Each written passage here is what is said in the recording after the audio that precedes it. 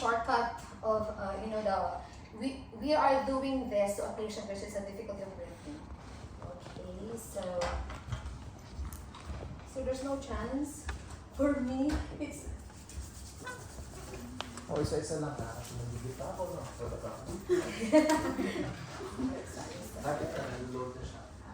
So, tracheostomy, tracheo means the tube where, or the passageway of the air coming from your nose to your lungs, right? How about ostomy? What is ostomy, Shayne? Di ba it's tracheostomy? What is ostomy? Procedure. for cut. To open or to cut, right? So, why do they do that? Especially, sir, if the patient is having difficulty of breathing here. So this is if we are breathing on our mouth and our nose, right?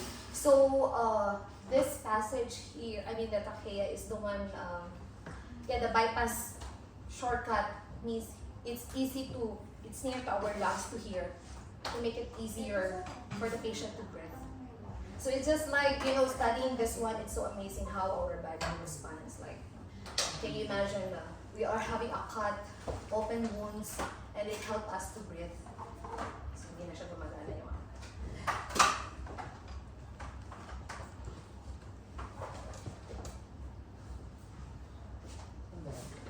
wala na, sorry, ganito yung joke ko, sir. Wala ko nakikita.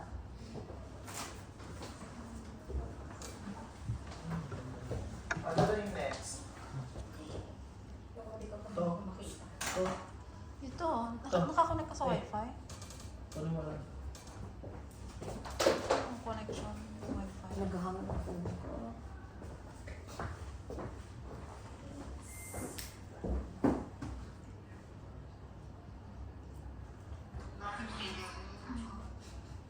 Okay, if you can see there, what is tracheostomy. So it's a hole surgeon made through the front of the neck into the windpipe, the trachea. So what is tracheostomy and tracheotomy? So it's a procedure make incision to cut into the trachea. So and also tracheostomy. However, there are terms sometimes used interchangeably. So it can change, but it has the same meaning. To cut and have air passage, yung makapaghinga. Next is the purpose of tracheostomy tube. So first is removal of secretion. So this procedure, I think you can see this is the kind of tube that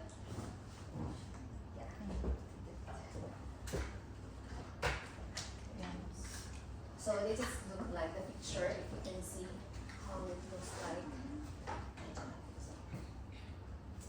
Before? Done. Ay, Yan o, purpose. Hindi ako done. Nakakawarap sa kanila. Okay, so this is the picture, so you can imagine how it looks like. So you will be Dun the air will iya, be here. Dun Yes, it will be here breathing the patient. Kung sakit mo. Yeah, then next, sir.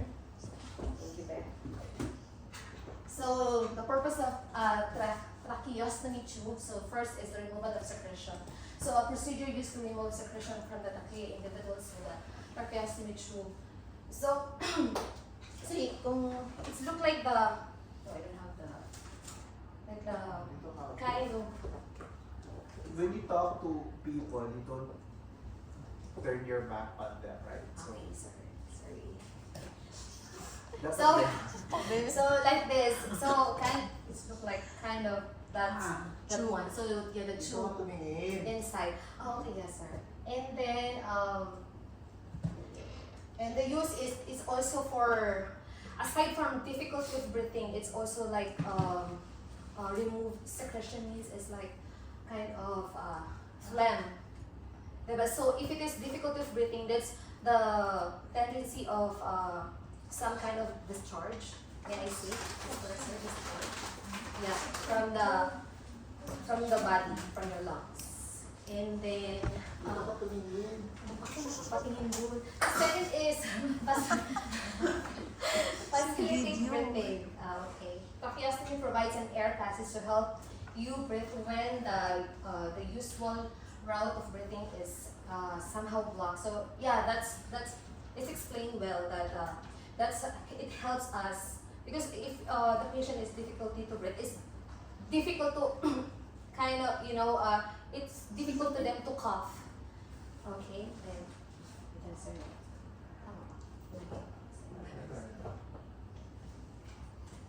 Okay, so next is the types of tracheostomy tubes. So they have calf tube, uncuffed tube, fenestrated cuff tube, fenestrated uncuffed tube, single cannula tube, double cannula tube, tubes of subglutic suction, adjustable plunge, tracheostomy tube.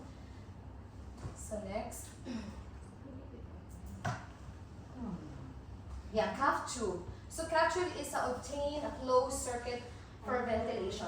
So if you can see this here, emphasize it's like a rubber.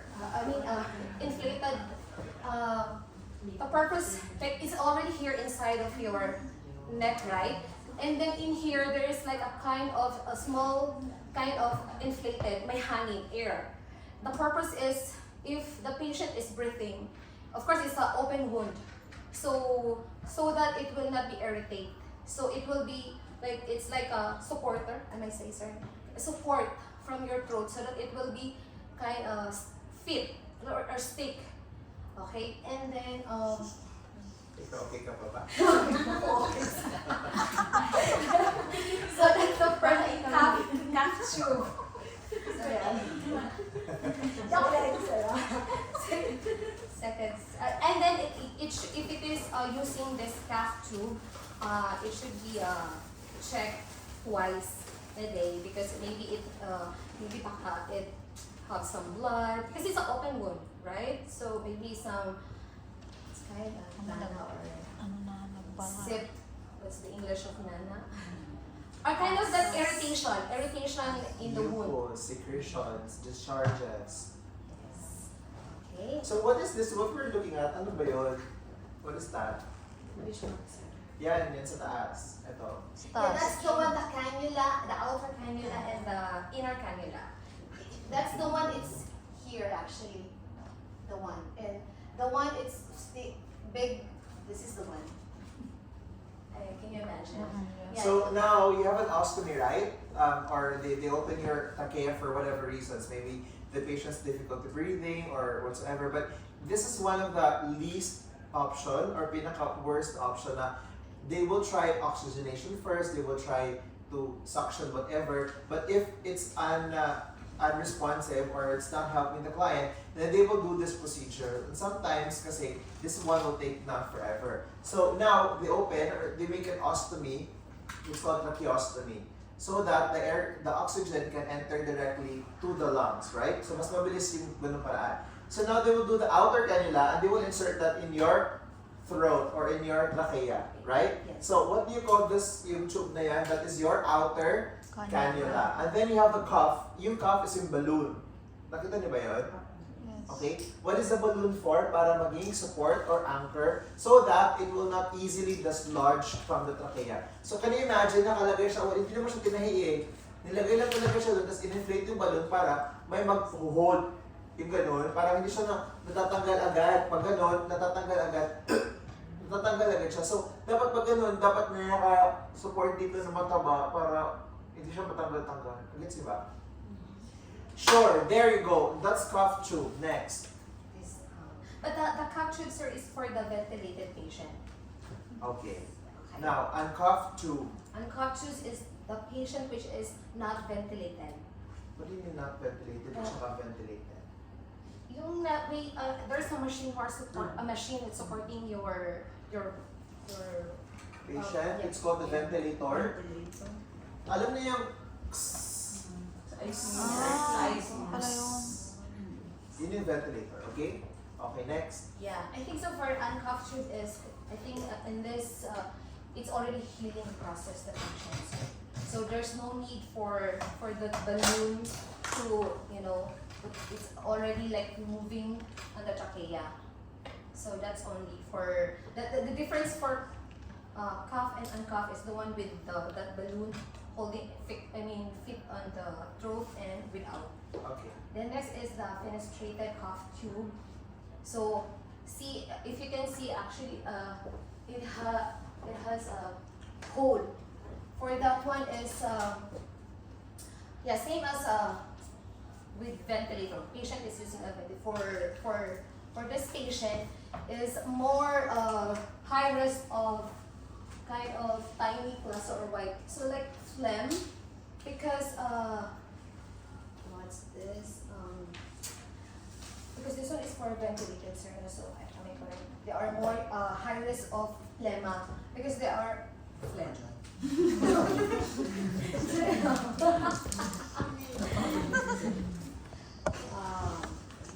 So I mean, if you're using this one, the patient is not allowed to talk.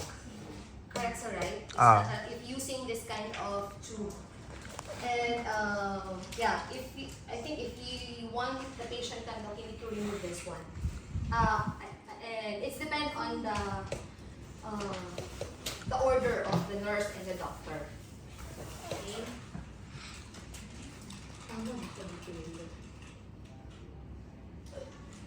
Okay. So for this one, constricted uncuffed, same, but this patient also can talk. So the other one with the hole is the patient cannot talk. For this one, the patient can speak. That's only, but the same recommendation. It's still kind of having some kind of phlegm, high risk of getting there for the patient. So here So for this one, you can easily determine for the single cannula is for the kids, for the infant, and for the double cannula is for the adult.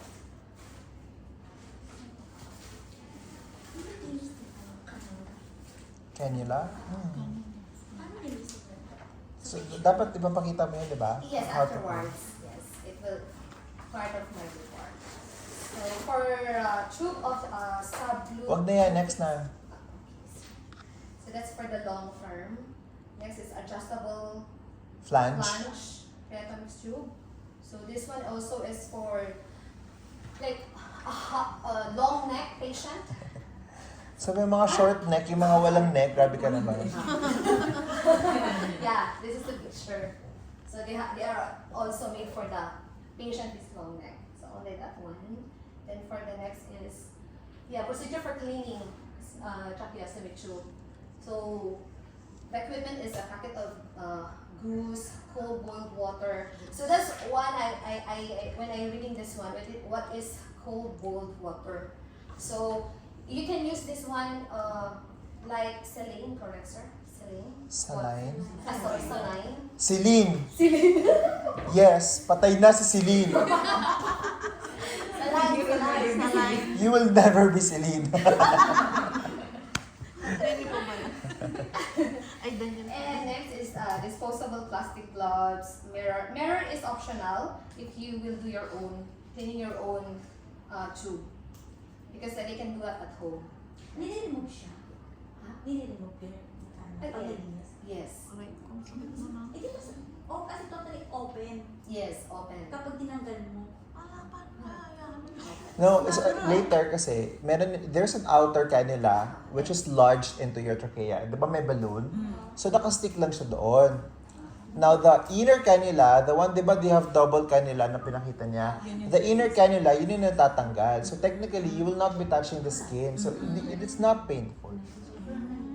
So, like this one, sir, fixed yan. It's fixed, this one. There is a like, That is your outer cannula. Okay? And then, yung inner cannula, that's the one only you need to wash. remove and wash. Okay. Alright.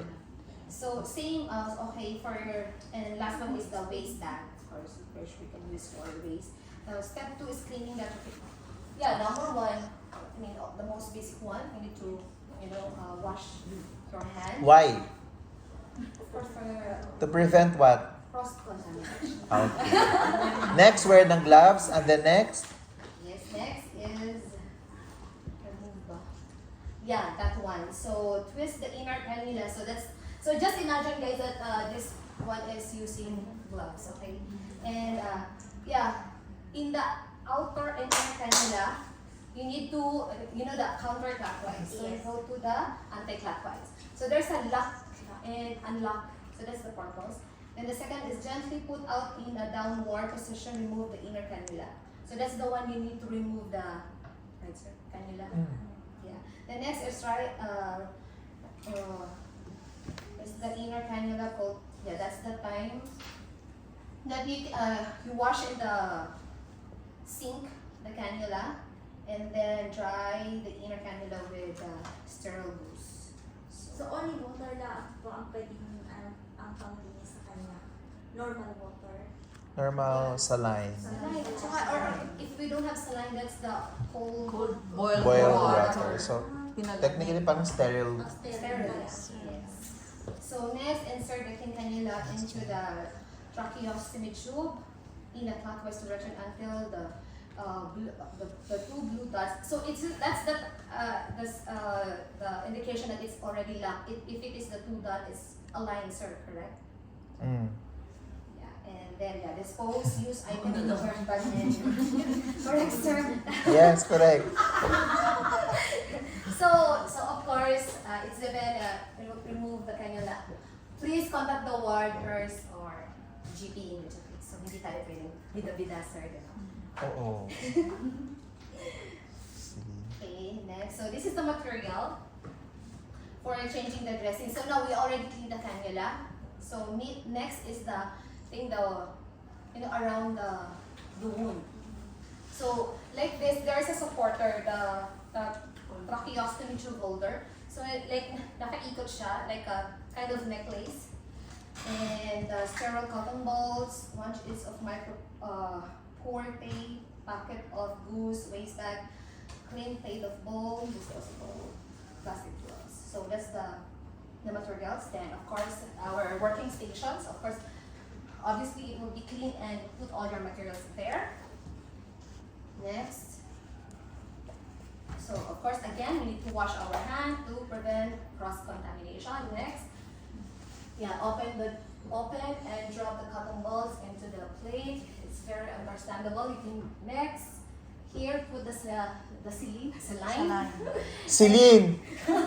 Hindi ako si Celine. And I will never be Celine. Yes, and then next is to cleaning the wounds here. I mean here, right? So put the goose here and here. Say gauze. Gauze. Gauze. Gauze. Yeah. Ang goose, ano yung goose? At Ang ghost? Gansa. Ano yung ghost? Buto. halag. So gauze. Yes, gauze. Sorry, gauze. So observe the tracheostoma site or any Gauze. redness. So that's to check if there is any you need to clean the wounds. If there is any redness or any kind of anything which is not good in your for the wounds. And then put the new gloves again and squeeze the cotton wads. Open the tracheostoma with the cotton wads. So that's what is in the picture. So clean the plate. So this is the plate. Yeah, like that. And also you need to clean the plate also. Paano? The plate is the one holding the cannula, sir. Okay. Correct. And then dry the tracheostoma site with goose. And Gauze. goose. Yung goose, ano yun, nakakatakot yun. Goose. Kaya mo yun, Shayne. And then, We're rooting for you. Kinakabahan ako, sir, not much. So place, you need to place, it's obvious in the picture that this is the new, right, replacement, sir, right? Ako sa'yo.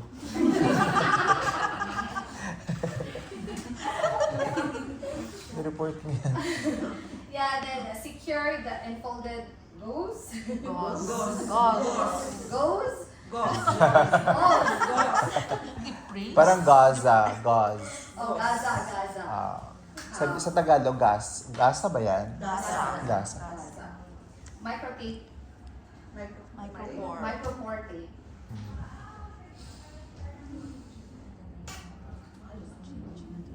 So, last is yung change on the Velcro.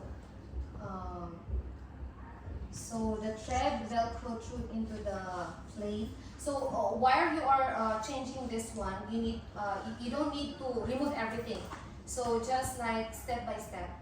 While you put the new, then the old, so that it will be the same measurement. So, just like you need to put your one finger na hindi naman siya, not much tight. Yeah, tight. Because sometimes it will be sweat and it will be irritated and cause also bed sores for the patient.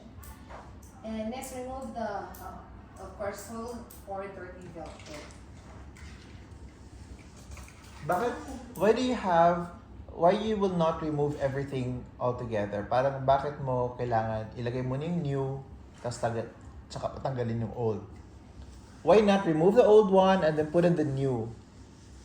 That's what I said earlier, so that it would be like, how it what's this? Fix on the plate in the wound. Tagalog nga? Or Bisaya? So for hindi siya alam mo yun sir, hindi siya matarog. What do you mean that? Mataru. Ang galing ng English and Bisaya. Correct. Hindi siya magalaw. Yes. Kasi yung position, kasi sensitive, that area, in open wounds. So, Kailangan may should nakahawak be siya. like, wag agad. Don't Dapat makahawak. step by step. As much as Pwedeng possible, mawala. wag siyang magalaw. Galaw. Ang sakit. Permanent naman kasi. May ganun. Hindi, pero most likely magiging permanent na siya. May iba. Ha? May iba, di ba may pinakita siya sa kanya kanina na single flange ba yun? Ano ba yung tawag doon? Single cannula? Na pag nagsiklayan, pagaling na, hindi na kailangan ng double flange, yung single flange na lang, or single cannula na lang. Papagaling na siya. So yeah, safety precaution, just patient must not use the valve while using. So I think the patient will have a difficulty of breathing if while sleeping. I think that was only used sir while it's like gising siya. So but I think that is depend on the instruction by the doctor also.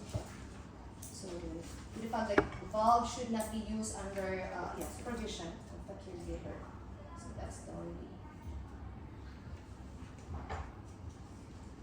Yep, procedure of suctioning. So tracheostomy, suctioning, remove thick mucus and secretion from your trachea when tight and lower airway that you can't clear by coughing. So that's what I said earlier also, like patient difficulty breathing, they cannot like cough, they can remove all the mucus inside. So that's the suctions. And there's also a machine for that.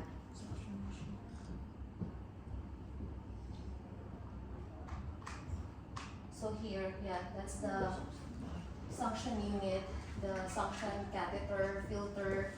That's all you need. I think so we can use that one also sir, in the house, like at home, if you have this one. Oh. May iba gumagawa ng sarili nila eh. Suction sa bahay. Oo.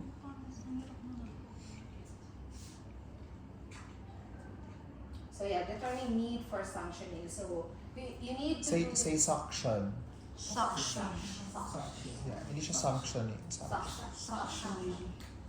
So if you feel built up and secretion that cannot be removed by coughing, or you experience breathless, so that's the sign that you need to do this to the patient.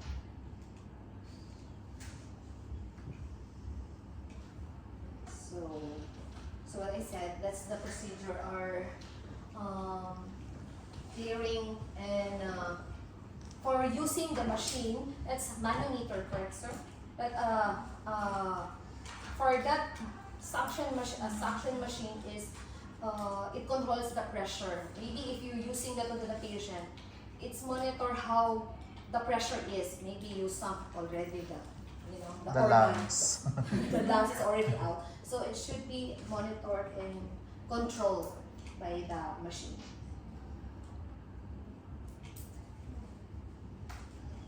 So that's the two, it should be method. That's for the patient. Observation to apply eye protection, hand hygiene, and everything.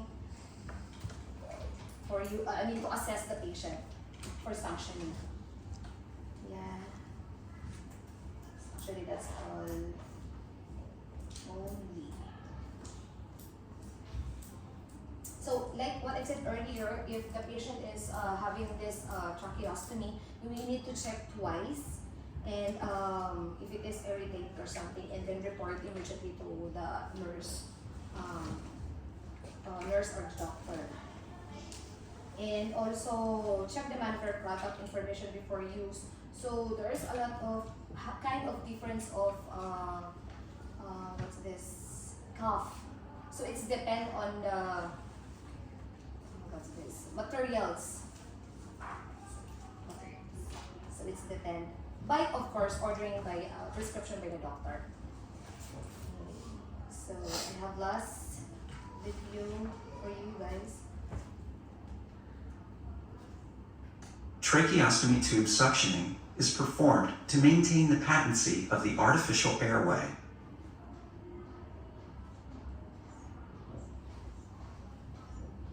Pre-oxygenate the patient for 30 to 60 seconds. Without applying suction, gently but quickly insert the catheter into the artificial airway with the dominant hand. Apply suction. Rotate the catheter back and forth while completely withdrawing it, all within 10 to 15 seconds. Perform one more pass if secretions remain in the airway and the patient is tolerating the procedure. Hyperoxygenate for 30 to 60 seconds before and after each pass of the suction catheter.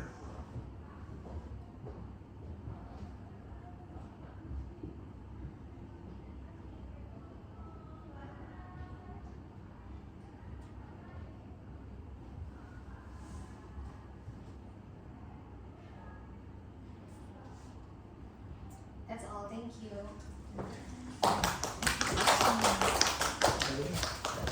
Okay ka na? Oh no, sir. Pagod. Thank you.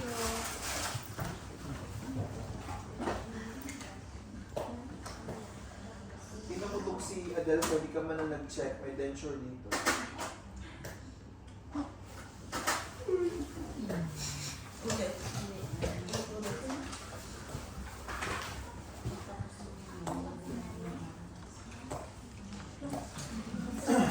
Okay, first of all, let me just reiterate regarding tracheostomy. Now, is this something that we all do as CNA, or should be a responsibility of the nurse? Huh? So this is just for your information, okay? I'm not discussing this because you have to do this, but I'm telling you this because you will definitely need to learn this one in the future. Not necessarily that you have to do it, but baka may mga instances that you have to do it for the client, alright? So now, your client is presented with tracheostomy, meaning may trachea siya. Obviously, is there an oxygen tank in this scenario? May oxygen kaya to? Huh? Why do we have tracheostomy in the first place? Because they cannot breathe, right? That's why they need assistance. They open the trachea, put an ostomy or a cut, and then put the tube. What do you call the tube? Inner, outer canila. Ha? Ano ba? Inner? Ang inner yung nakalagay dito, yung outer yung natatanggal-tanggal, right? Got it? So now, the inner cannula is already stuck in there. What holds the inner cannula in the trachea? Ano yung nagsusupport nun? Yung balloon? Okay, yung balloon, correct. So, gawa tayo nito para lang klaro yung report niya. So, trachea. Then, introduce yourself to the patient. Okay. introduce? Hi, Mr. Ni Smith. hao. So introduce yourself, game. Hi, Mr. Smith.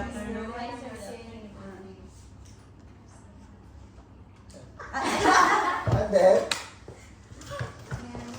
And we're going to do okay, the... okay.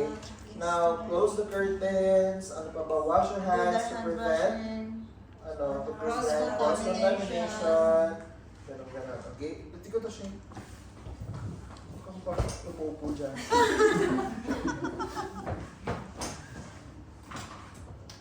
Okay, so let's pretend nandito na si tracheostomy. Paano nga ba magtanggal ng paano nga ba itong flange nito? Paano ikakat yan? Asan yung scissors mo?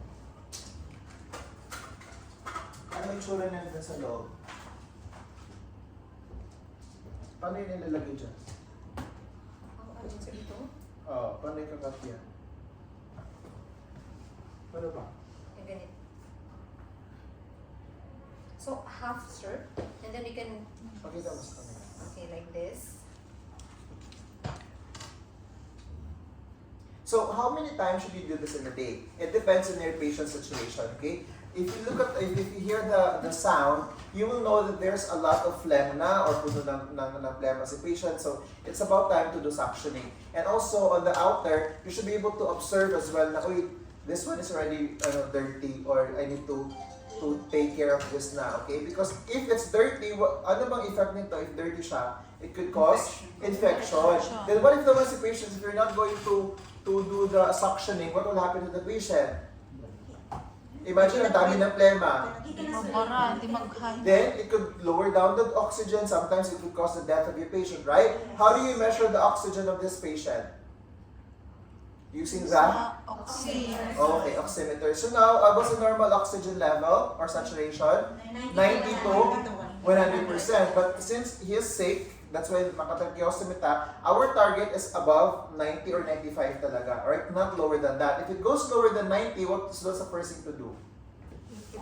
Report, right? So then the doctor will tell, okay, let's do suctioning and everything. So going back to my questions, how many times in a day should you do this? So number 1 is upon requirement. Number 2, regularly talaga. Dapat during morning time, the moment he wakes up, so di ba during bedtime, nag-accumulate yung phlegm, right? So in the morning, maybe you have difficulty breathing, so the doctor would recommend that. And also during bedtime, before going to the bed. So for the entire day, ang phlegm is accumulated, and then during bedtime, the doctor wants the patients to sleep better. So let's remove the phlegm. So mas maganda yung hinga ni patient. Alright? So now, you introduce your patient, you introduce yourself and everything, blah, blah, blah.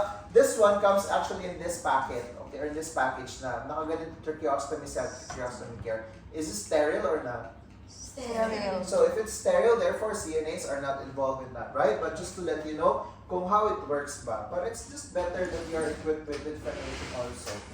So now, you have to open this. When you open this, it comes in a package, right? Sometimes it comes in parang pag ganun na package, yung may ganun yung ano. So, you have to open, and then inside is already sterile, right? It's a wound kit. So it's okay na-imagine nyo, right? Yes. Okay. So now, normally the first one on top is your gloves, which is your sterile gloves. May gloves ka ba dyan? Wala ka ng gloves. Meron akong gloves.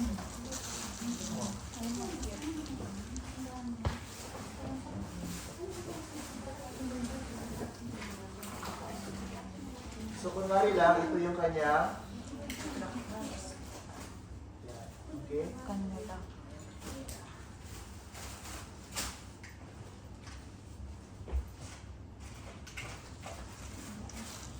So now she's wearing the sterile gloves and everything. So first we have to do is to get this one. Okay, tanggalin mo muna to. Gusto mo?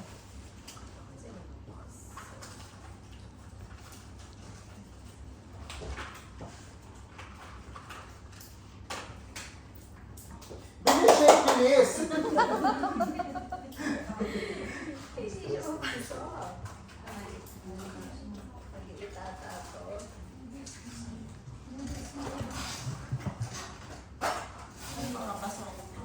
Medyo mabawas. Maliit. Maliit siya. No? Wala lang. Ayan, medium girl.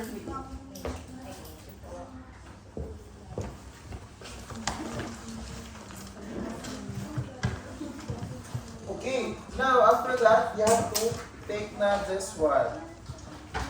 Open this. So, huwag na nga ka mag-gloves. Is she wearing gloves now? Yes. Is she wearing gloves? Yes. Okay.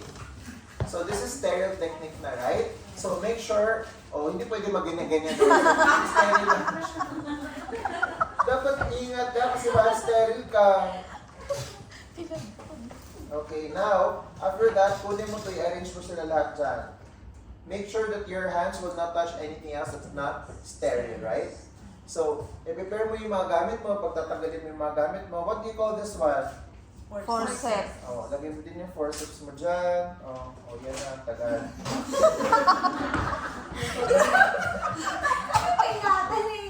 Okay. So ngayon, kukunin mo na si patients. Naka-arrange na siya according sa paggagamit mo. Okay? So first thing that you have to do is to remove the outer cannula. Okay. So di ba may parang yung pen yung ganon? Di ba may clicker yun doon? So malalaman mo kung na-lock or na-unlock. So tatanggalin niyo muna siya and then ilagay niyo muna siya dito. Is it full of phlegm? Yes. Ha? Puno ng phlegm yan, right? Sige, tanggalin mo muna pala.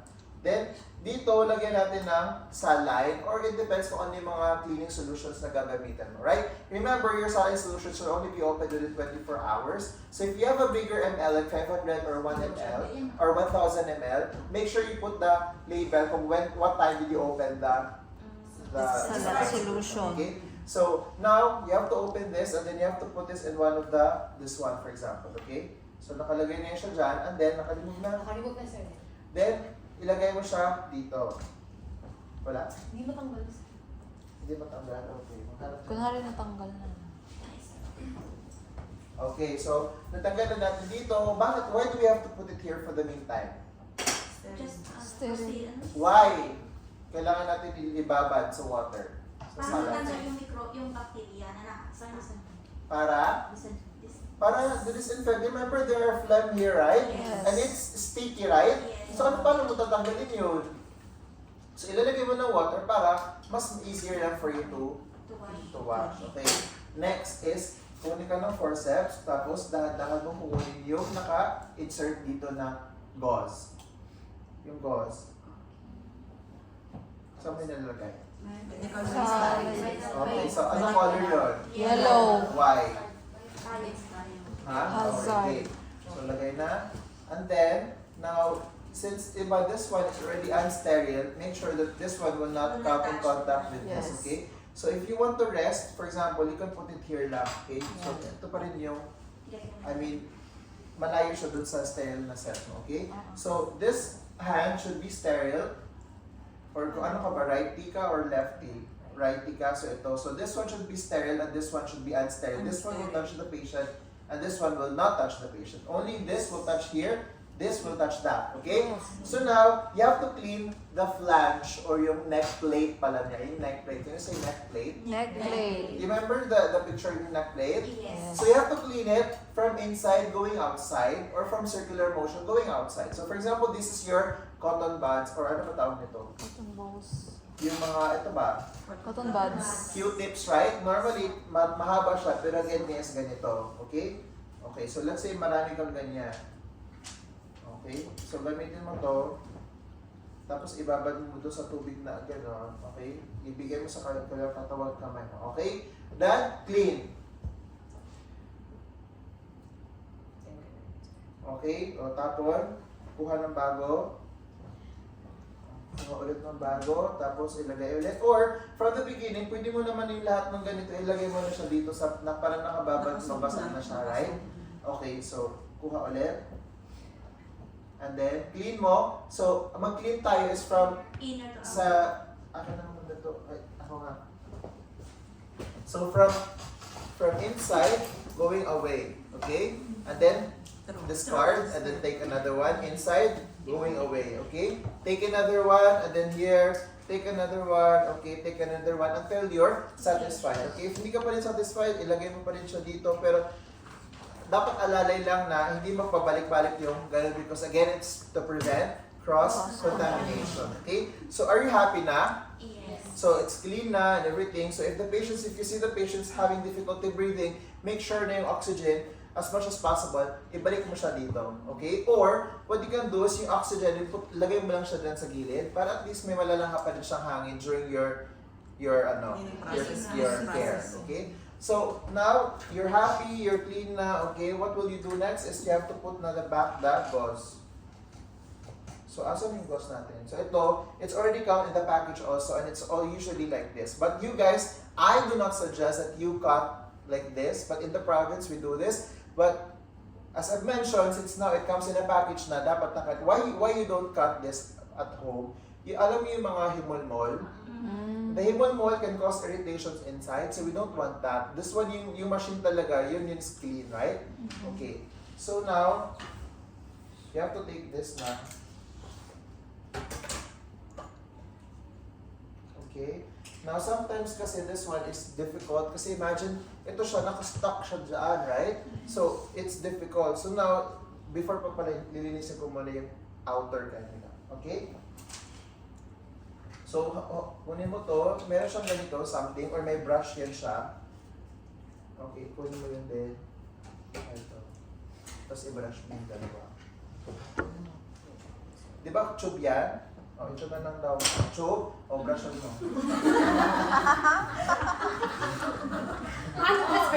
Yung pasok mo. Pati sa loob. Yan, ipasok mo sa loob. Yung tube na yun, parang yung tube ng mga sa baby na nipple. Alam mo yun? Wow. Yung brush niya.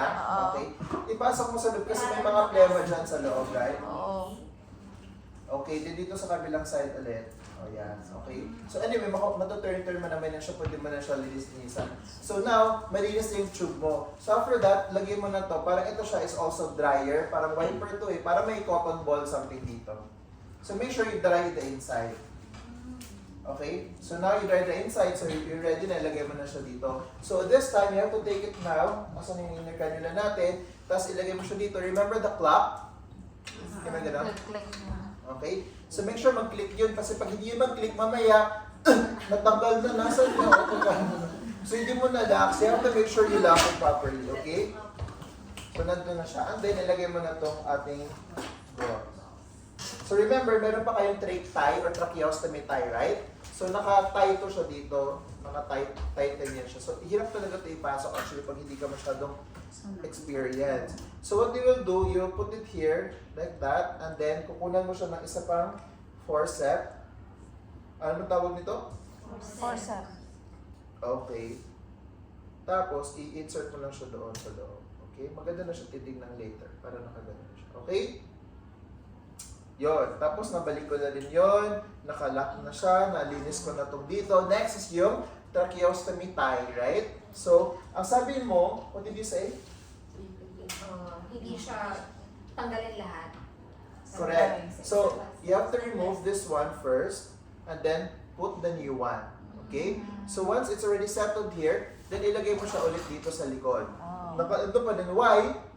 So that hindi siya Magalaw. Yeah, kasi si patients, habang umubos si patients, pwede magalaw. Kapag ito magalaw, what will you do? Ha? May Kasi wala. E paano mo ibabalik yun? You have to call the doctor, you have to be referred because it's only the doctor who will do that, okay? So now, naikot ko na dito. So after this, naikot ko na yung blue dito, then I will remove the tie and then I will tie the new one. Okay? And then, sir, konti lang, remove, and then tapon mo na yung isa. Okay? So that is the care of your tracheostomy. Now we'll do the suctioning. So, suctioning, di ba remember, anything that you go inside the patient's body, it has to be sterile, right? So now, it's sterile. So, ibigay mo sa akin ito. Kunwari ako sa doc, naka-gloves na ako and everything. Tapos, you have to check mami, check mo nga yung suctioning kung okay na. So, you have to open the suctioning machine. Then, how do you know if the suctioning machine is okay? Di ba may ano ba yung sound ng suction? Alam mo yung magpapadentist ka? Yung may papadentist ka na may ganyan o yung ganon, Oo, yung ganon. So, magsasuction yun, di ba? Kukunin yung mga tubig-tubig na nakalagay dito. Ganon din siya. Tapos, dito may ma-feel ka ng yung parang may Hinihigo. pa. Okay, so it means okay na siya. So, buksan mo kunwari ito. Bigay mo kay Doc sa akin. Kukunin ko, sterile na kamay. Make sure na kung alaga ako dito. And then, tatanggalin ko yung oxygen niya. Tapos, anong sabi sa video? How many seconds ka dapat magaganon?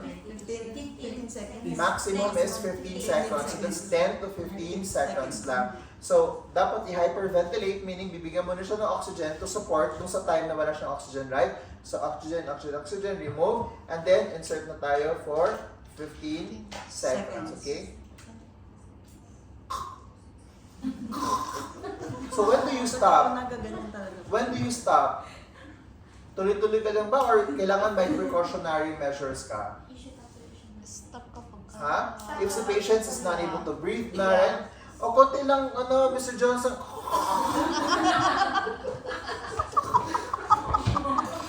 ay, namatay si Mr. So, bantay-bantay ka din, huwag kang bida-bida. Okay, kaya siya dapat talaga 10 seconds lang. Imagine 10 seconds na, dapat makaabot ka na doon. And then, remove, okay? And hyperventilate, and then insert. Now, when you remove this, that's the time that you start suctioning. Hindi yung pagpasok pa lang na dapat ipasok mo muna siya bago ka mag-start mag-suction, okay? Suctioning, mag-suction kayo, dapat i-roll mo habang pinupull out mo siya. So, paikot pero pataas na siya. Okay? So, mag-suction na ako and okay? Lagay ulit. Tapos, ayun yung plema. Di ba nakita mo yung plema? Ha? Nakita mo yung plema? So, ilalagay mo siya doon sa, parang may machine yung suctioning machine. Di ba yung pinakita ka machine? Ipapasok mo siya doon para masuction niya malinis tong tubo. Okay, ready na? Part 2 ulit tayo, hyperventilate. Ilang seconds, pasok. Ilang seconds? 10 seconds, and suction. Ilang seconds to? 10 to 15 seconds. Balik mo yung oxygen. Tapos, hugas ulit. Tapos, balik na 3 times. Okay? Do this in the morning and also during night time para mas maganda ang breathing ni patients. Then, maganda yung oxygen level ni patients. Kasi mag-lower yung oxygen, at risk for infection, kasi yung mucus and everything. So, ayun lang. And then, do that after care. Alright? That is tracheostomy.